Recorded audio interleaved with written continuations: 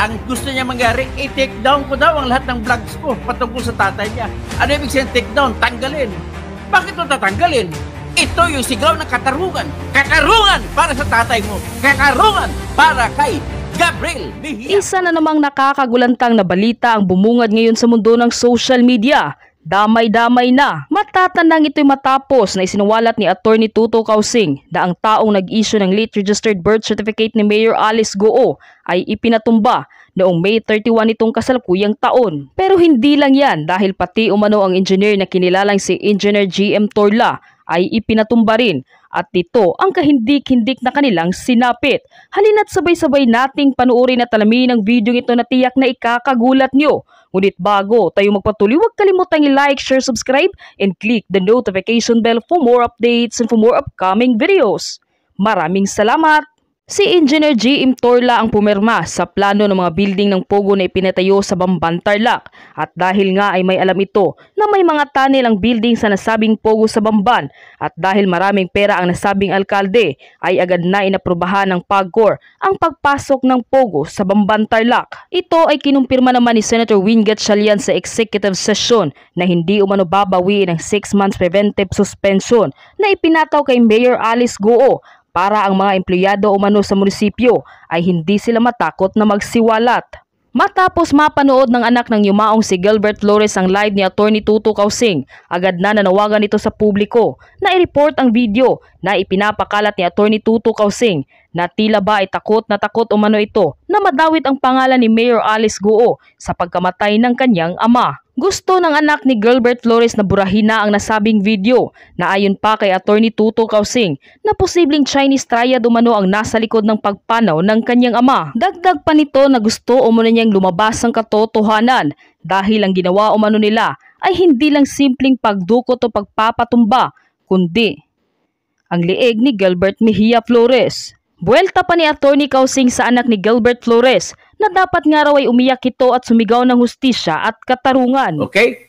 So ngayon, ang tanong ko nga, bakit patayin? Kung simple lamang na siya ay nagpoproseso lamang ng birth certificate ni Alice Lielgo. Tingnan natin, bakit ba siya of all people?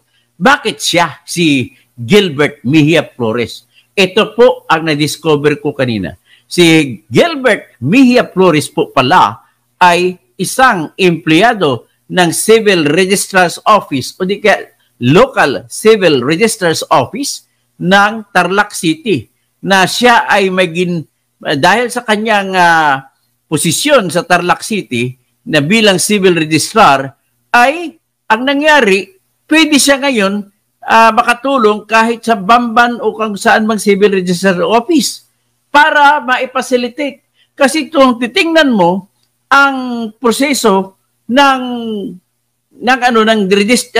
pagpa-late register, nakita ko mukhang mahirap din, mukhang masalimuot, mukhang maraming mga requirements.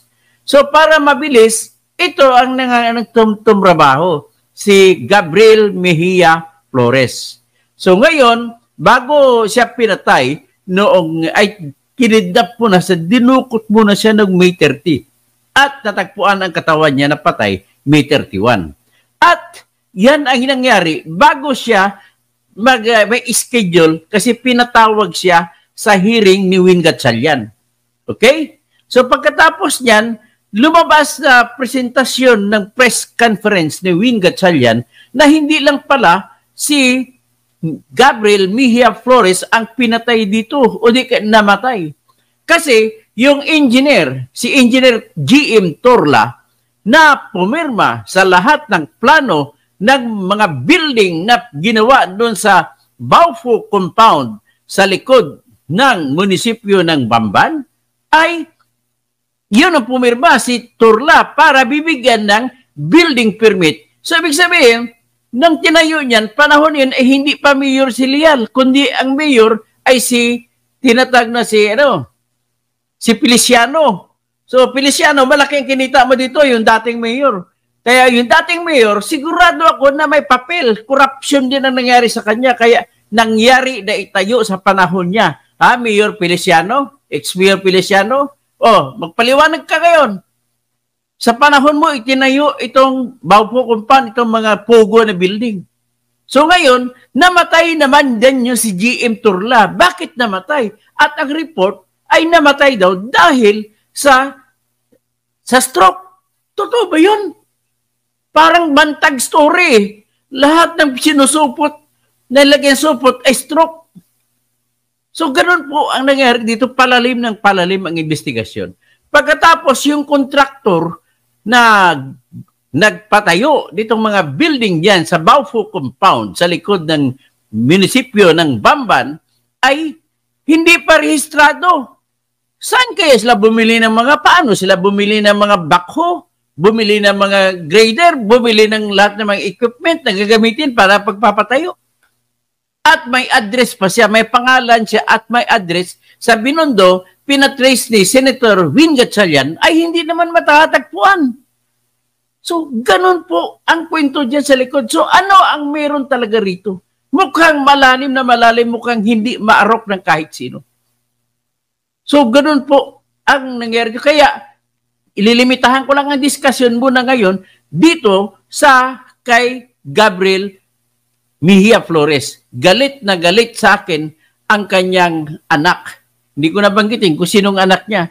O di kaya, pwede naman. O hindi, total, dalawa lang atang anak niya. Huwag ko nang banggitin. Kasi daw, gusto niya privacy. Mantakin mo, paano ba magpa-privacy yan? Sabi ko nga sa kanya, sabi niya sa akin, disinformation or misinformation ang tawag niya. Ibig sabihin, gusto niya palabasin na kasinungalingan lahat ang sinasabi ko.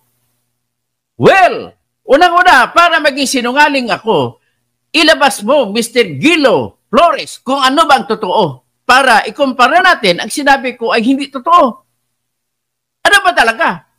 Bata ka pa, iho. Ang patay dito, tatay mo.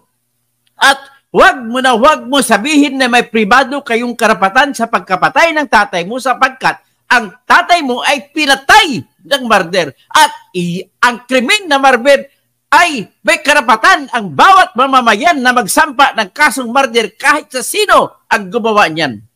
Kaya dapat isinisigaw namin, investigasyon! Simulan na. Kailangan namin ang katarungan para kay Gabriel Mejia Flores. Alam ko, natatakot lang ito, binubusalan lang at tinatakot lang itong mga anak ni Gabriel Mejia Flores. Ganun lang ho kasimple yan. Kaya nag-viral din ako. Sa iba, marami pinagkikwentuhan ako. Kumbaga, nalagay po sa balag ng alanganin ngayon, sinusubukan ngayon ang aking katatagan at integridad para sa mga balita na aking sinisiwalat. Biro mo, anak mismo ng pinatay na si Gabriel Mejia Flores na nagsasabi na hindi totoo raw ang aking sinabi na ang kanyang tatay ay siya yung nag-facilitate o nagtulong kay Alice Go para matapos o maproseso ang kanyang tinatawag na late registration sa kanyang Certificate of Live Birth. Pagkatapos, wala daw koneksyon sa iyon ang pagkamatay sa tatay niya. Hello? Bakit mo sabing wala? Ang pagkapatay, ginurguri. Halos na naggigilitan ng liig. Hindi ko papakita. Siguro, papakita ko mamaya. Mabilisan lang. Nakakatakot. Nakakatakot na mismo ang nangyayari dyan. Ibig sabihin, matindi ang kalaban. Hindi ganun kaliit. Hindi ganun kasimple ang usapin dito. Malalim ito. Ang nakikita ko, triad. So, ibig sabihin, kung galing sa Fujian, China, yung tatay ni Alice Lialgo na hindi naman niya tinatanggi, nandun sa Fujian ang mga sindikato ng mga miyembro ng Chinese Communist Party. Andoon ang mga spy nakatira. Andoon yung mga triad nakatira.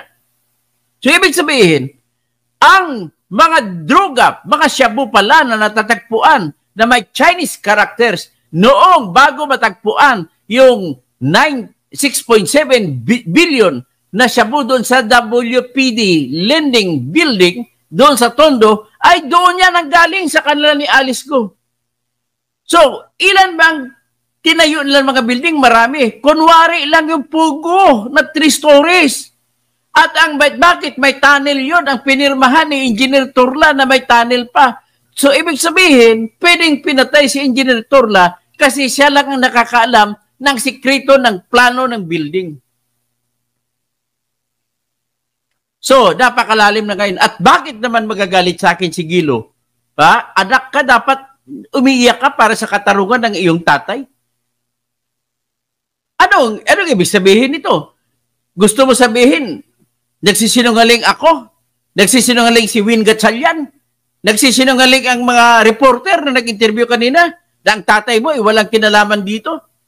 Tandaan mo, bago pinatay ang tatay mo, dinukot mo na yan. At bago dinukot, nalalaman na isasalang pala siya sa pinatawag na siya sa investigasyon ng committee ni Risa Hontiveros at saka ni Win Gatchalian. Kaya hindi nyo ako pwede pa sabihin na ang gusto niya mangyari, i-take down ko daw ang lahat ng vlogs ko patungkol sa tatay niya. Ano ibig sabihin take down? Tanggalin. Bakit ito tatanggalin? Ito yung sigaw ng katarungan.